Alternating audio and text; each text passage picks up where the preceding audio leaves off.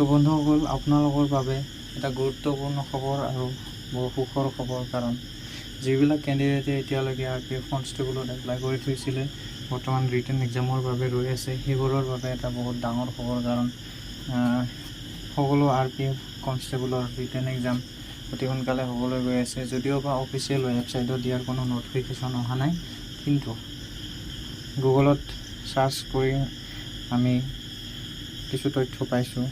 তো এই তথ্য অনুসৰি RPF কনষ্টেবলৰ এক্সাম অতি সোনকালে হ'বলৈ গৈ আছে। ছেপ্টেম্বৰ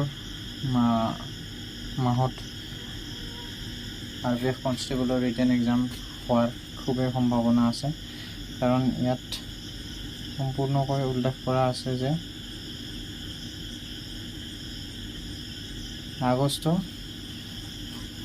আগষ্টৰ পৰা ছেপ্টেম্বৰ মাহত RPFৰ যি ৰিটেন এক্সাম, এই ৰিটেন এক্সাম হ'ব বুলি ইয়াত উল্লেখ কৰা আছে। কিন্তু আগষ্ট মাহটো প্ৰায় শেষেই হ'ল, আগষ্টত হোৱাৰ সম্ভাৱনা বৰ্তমান নাই। তো আমি ধৰি ল'ব পাৰোঁ ছেপ্টেম্বৰ মাহৰ শেষলৈ RPF কনষ্টেবলৰ ৰিটেন এক্সাম হোৱাৰ সম্ভাৱনা বহুখিনি আছে। এতিয়া আহোঁ এডমিট কাৰ্ড। তো এডমিট কাৰ্ড কেতিয়া আহিব? তো RPF কনষ্টেবলৰ এডমিট কাৰ্ড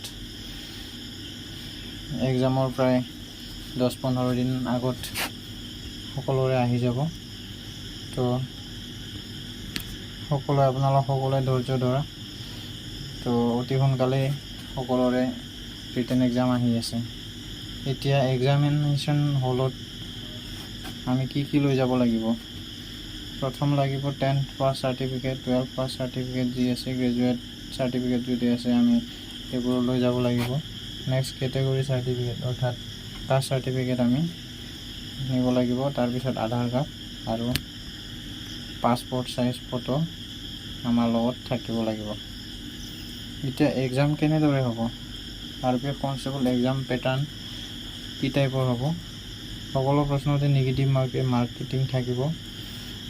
মাৰ্ক থাকিব আৰু মুঠ টোটেল সময় থাকিব 90 মিনিট। এতিয়া ছাবজেক্ট কি আহিব? জেনেৰেল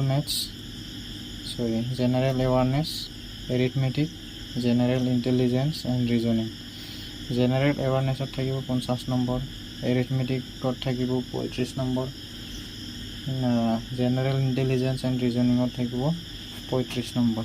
তো টোটেল নম্বৰ হ'ব 120 আৰু মুঠ সময় থাকিব তোমাৰ 90 মিনিট। বাকী ইয়াতে উল্লেখ কৰা আছে এডমিট কাৰ্ডত কি মেনশ্যন কৰা থাকিব ডিটেইল।